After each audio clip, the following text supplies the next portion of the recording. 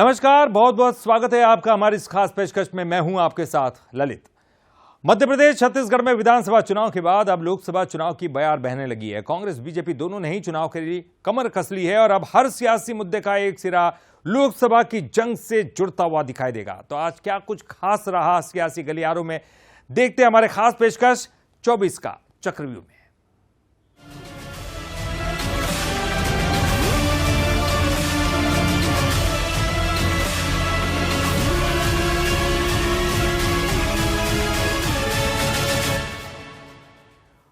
प्रधानमंत्री नरेंद्र मोदी के झाबुआ दौरे के साथ ही बीजेपी ने मध्य प्रदेश में लोकसभा चुनाव का शंखनाद कर दिया है। पीएम नरेंद्र मोदी ने झाबुआ में 7,550 करोड़ रुपए के विकास परियोजनाओं का लोकार्पण और शिलान्यास किया। इसके बाद उन्होंने आदिवासी महाकुंभ में हिस्सा लिया। पीएम मोदी ने एक तरफ तो करोड़ों की सौगातें दी तो कांग्रेस को भी जमकर घेरा और कहा कि इस बार 400 पार। प्रधानमंत्री नरेंद्र मोदी ने रविवार को मध्य प्रदेश में लोकसभा चुनाव का शंखनाद किया। झाबुआ पहुंचे पीएम मोदी ने रोड शो किया और जनसभा को संबोधित किया। पीएम ने 7500 करोड़ के विकास कार्यों की आधारशिला रखी तो कई नए प्रोजेक्ट्स का लोकार्पण भी किया। पीएम मोदी ने झाबुआ से ही खरगोन में 170 करोड़ की लागत से बनने वाले टंटिया मामा भील विश्वविद्यालय की आधारशिला भी रखी। मोदी ने सभा स्थल पर रथ पर सवार होकर लोगों का अभिनंदन किया। सभा स्थल से प्रधानमंत्री के रोड शो के लिए अस्थायी गैलरी बनाई गई थी। आपने हमारे पर जो विश्वास रखा है ना, मैं आज फिर एक बार गारंटी देता हूं कि इस विश्वास के अनुरूप हम दिन रात आपके लिए काम करेंगे। झाबुआ के जनजातीय सम्मेलन में उन्होंने दावा करते हुए कहा कि लोकसभा चुनाव में बीजेपी अकेले दम पर 370 सीट लाने जा रही है। पीएम ने कहा कि 2023 में कांग्रेस की छुट्टी हुई थी, 2024 में सफाया तय है कि अकेला बीजेपी, अकेला कमल का निशान 370 पार करेगा। 370 पार करना चाहिए कि नहीं करना चाहिए? 370 से ज्यादा सीट आनी चाहिए कि नहीं आनी चाहिए? पीएम ने कहा कि एक भी आदिवासी बच्चा शिक्षा के अभाव में पीछे रह जाए, ये मोदी को मंजूर नहीं है। उन्होंने कहा कि कांग्रेस अपने पापों के दलदल में फंस चुकी है। पीएम ने मध्य प्रदेश कांग्रेस के हालात को लेकर भी बड़ा तंज कसा। सुना है कि इन दिनों मध्य प्रदेश कांग्रेस में अंदर खाने खूब भगदड़ भी मची हुई है। जनता की उपेक्षा करने वालों का यही हश्र होता है। कांग्रेस अब अपने पापों के दलदल में फंस चुकी है। वो उससे निकलने की जितनी कोशिश करेगी उतना ही और धंसेगी। प्रधानमंत्री नरेंद्र मोदी ने कहा कि देश में जो सबसे वंचित, सबसे पिछड़े हमारी सरकार में वो प्राथमिकता पर है। जो सबसे गरीब थे, आज सबसे पहले सरकार उनके लिए योजनाएं बनाती है। जनजातीय लोगों से उन्होंने कहा कि हमारे लिए आपकी जिंदगी मायने रखती है, वोट नहीं। मैं बताना चाहता हूं कि मोदी लोकसभा चुनाव के प्रचार के लिए नहीं आया है।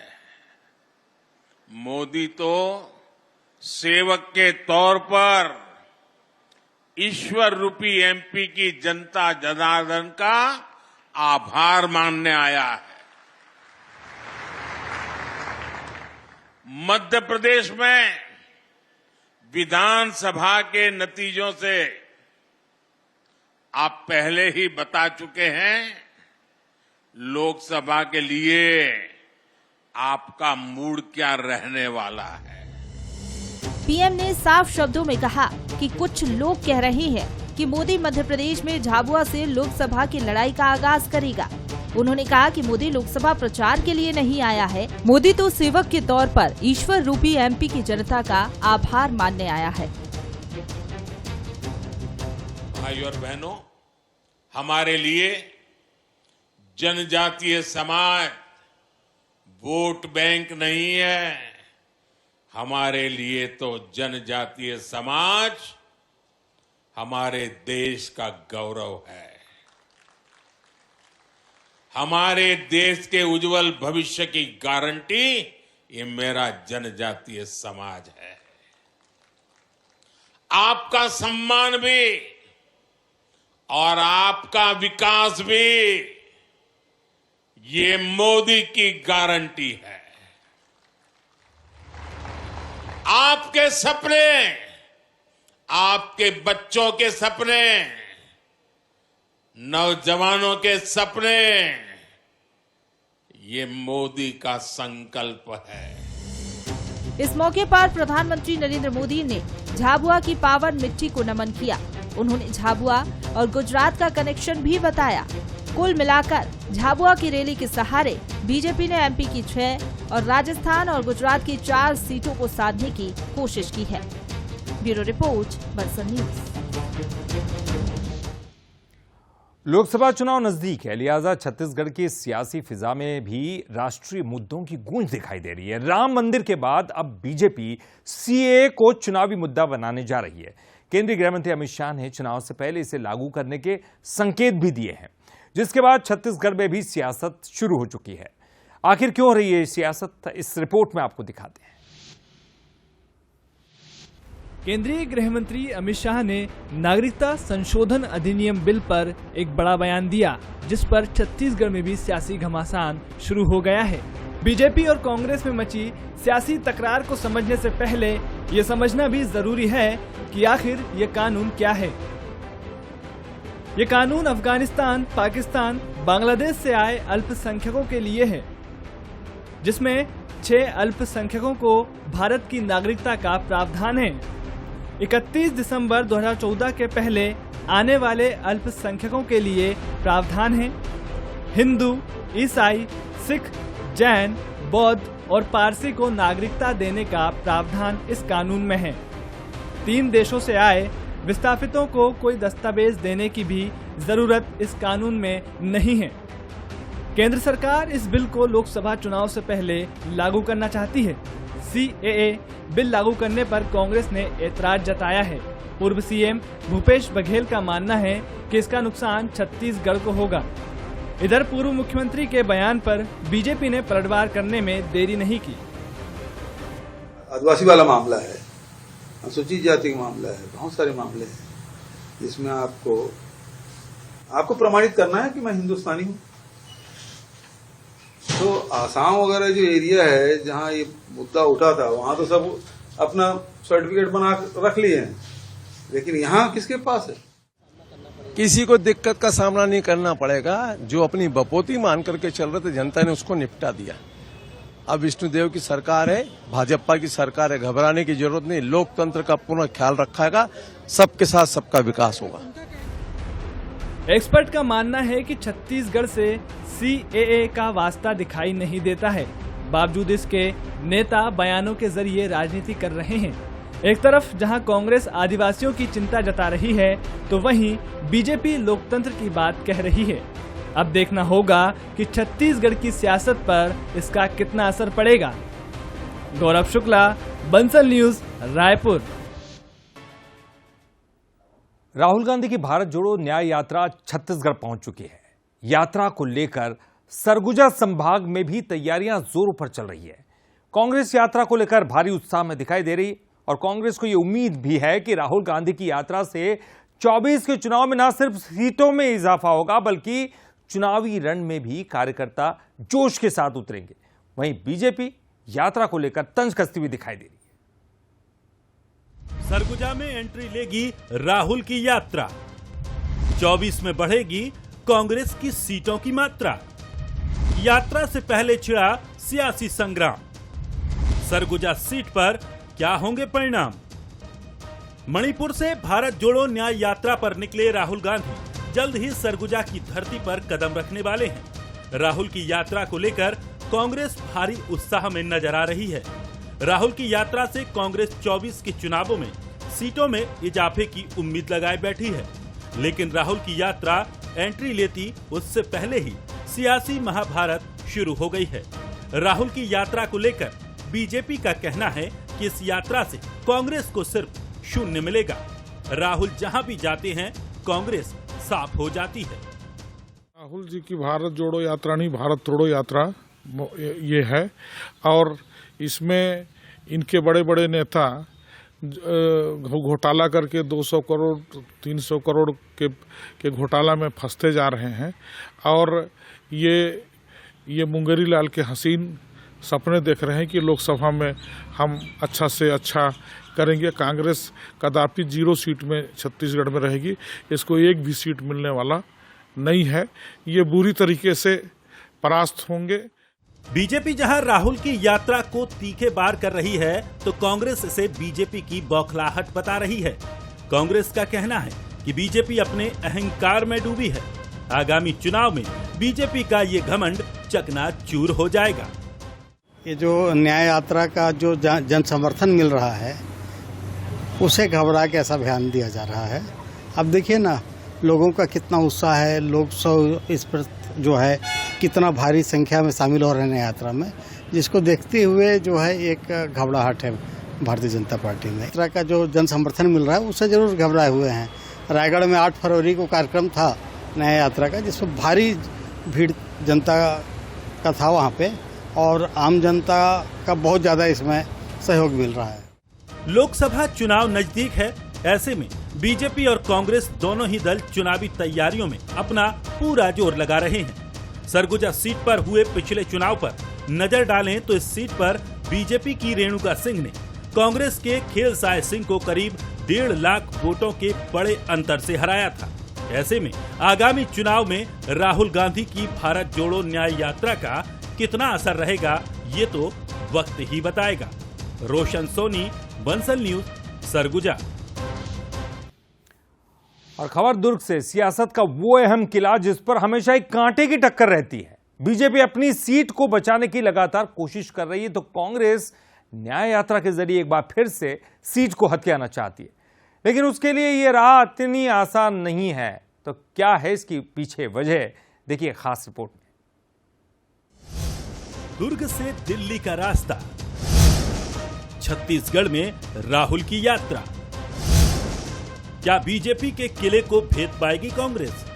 दक्षिणी छत्तीसगढ़ की दुर्ग लोकसभा को लेकर जद्दोजहद जारी है। छत्तीसगढ़ में राहुल गांधी की भारत जोड़ो न्याय यात्रा के जरिए कांग्रेस पार्टी को बूथ लेवल पर मजबूत करने की कोशिश कर रही है।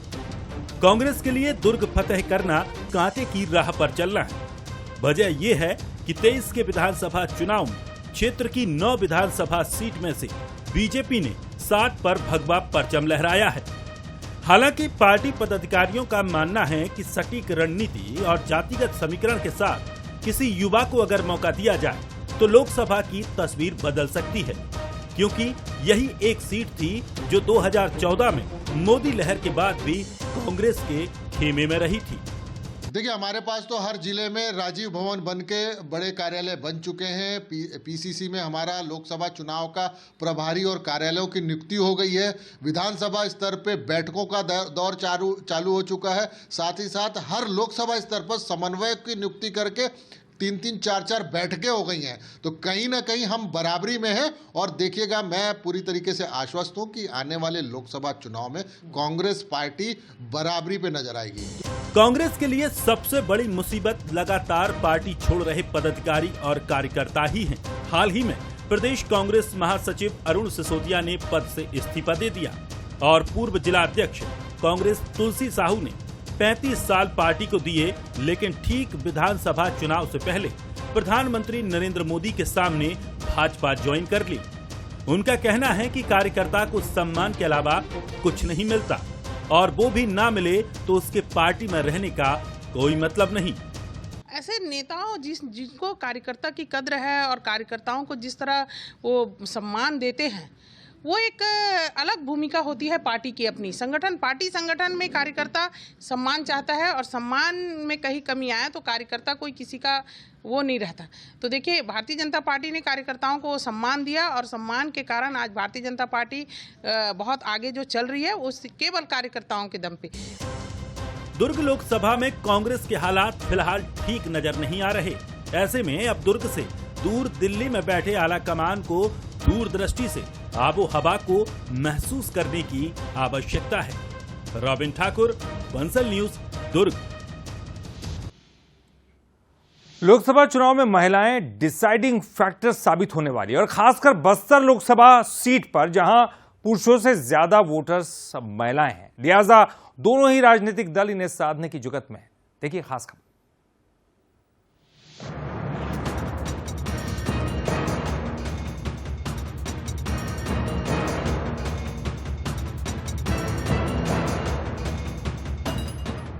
बेशक ये तस्वीरें विधानसभा चुनाव की हैं। महिलाओं का उत्साह बताता है कि लोकतंत्र को मजबूत करने में उनकी खास भूमिका रही और लोकसभा चुनाव के लिए भी यही उत्साह बरकरार रहेगा। अनुसूचित जनजाति के लिए सुरक्षित बस्तर लोकसभा सीट पर 52% वोटर महिलाएं हैं। एक्सपर्ट का मानना है कि यहाँ के पिछड़े और अनपढ़ आदिवासियों में महिलाओं को अधिक तवज्जो दी जाती है। घर की जिम्मेदारी संभालने के लिए आर्थिक तंत्र को मजबूत करने का जिम्मा भी महिलाओं के हाथों में रहता है। यहाँ की संस्कृति में महिलाएं हमेशा पुरुष के आगे चलती हैं, चाहे वो घर परिवार हो या फिर लोकतंत्र का पर्व। बस्तर में जो महिलाएं हैं, किसी भी परिवार की आर्थिक धुरी है और पूरे परिवार को नियंत्रित करने से लेकर अपनी जो आर्थिक गतिविधियां हैं वो महिलाओं के द्वारा ही संचालित की जाती हैं। और विगत जो विधानसभा चुनाव था उसमें भी हमने देखा कि जो महिला वोटर्स हैं उन्होंने बढ़ चढ़कर मतदान किया और चूंकि लोकसभा क्षेत्र में महिलाओं का प्रतिशत जो है 52% से भी ऊपर है, तो हमें पूरा विश्वास है कि जो महिलाएं हैं इसमें बढ़ चढ़कर हिस्सा लेंगी और निश्चित तौर पे डिसाइडिंग फैक्टर होंगी। बस्तर में महिलाओं की आबादी अधिक है और बस्तर इसलिए बाहर के क्षेत्रों में पहचाना भी जाता है कि यहाँ पुरुषों की अपेक्षा आबादी में महिलाओं की का जो प्रतिशत है वो ज़्यादा है। तो स्वाभाविक तौर पर मतदाता सूची में भी उनकी संख्या ज़्यादा होगी। साफ है कि बस्तर लोकसभा में महिलाएं ही महत्वपूर्ण भूमिका निभाने जा रही हैं।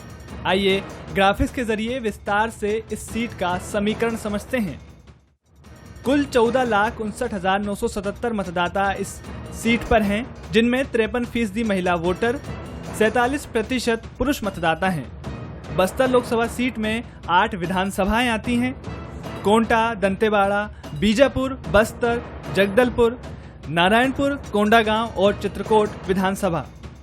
यहाँ के 1400 मतदान केंद्रों में महिलाएं ज्यादा हैं, यानी बस्तर के लोकसभा चुनाव में महिलाएं ही सर्वे सर्वा हैं, जिन्हें साधने बीजेपी महतारी वंदन योजना के साथ चुनावी रण में उतर रही है। पार्टी को उम्मीद है कि इस योजना का इम्पैक्ट बस्तर सहित राज्य की सभी 11 सीटों पर दिखेगा। तो कांग्रेस शराबबंदी जैसे मुद्दे पर कार्रवाई न होने को लेकर बीजेपी पर निशाना साध रही है। हमारी वो महिलाएं मातृशक्तियां जो किसी तरह से वंचित रहती हैं, कहीं उनका किसी प्रकार से किसी काम में किसी उसमें नहीं रहती हैं, उनको सरकार की तरफ से कुछ न कुछ जाना चाहिए। तो 12,000 रुपये प्रति वर्ष, 1,000 रुपये प्रति माह की दर से और उनके खाते में स्वयं जाने का जब हमने बात की थी, तो सरकार बनते ही आदरणीय मुख्यमंत्री जी ने ये निर्णय ले लिया पक्ष में। अब वो तो रजिस्ट्रेशन हो रहा है, कई लोगों का पंजीयन हो रहा है और बड़ा उत्साह है मातृशक्तियों में। महतारी वंदन योजना से बहुत सारी महिलाएं उस अपात्रता की श्रेणी में आ गए। पहले तो ये कहा गया था कि छत्तीसगढ़ की हर महिला को महतारी वंदन के माध्यम से हम 1,000 रुपए महीना देंगे। अब उसमें क्राइटेरिया लागू हो गया, तो घोषणा पत्र में ही बता देना था कि क्राइटेरिया ये रहेगा, तो उसका बहुत ज्यादा लाभ भारतीय जनता पार्टी को संसदीय चुनाव में मिलेगा, ऐसा तो मुझे नहीं लगता। 2019 की मोदी लहर में कांग्रेस बस्तर और कोरबा सीट पर ही जीत दर्ज कर पाई थी, लेकिन इस बार बीजेपी महतारी वंदन योजना के जरिए भी अपने पाले में ये सीटें लाना चाहती हैं।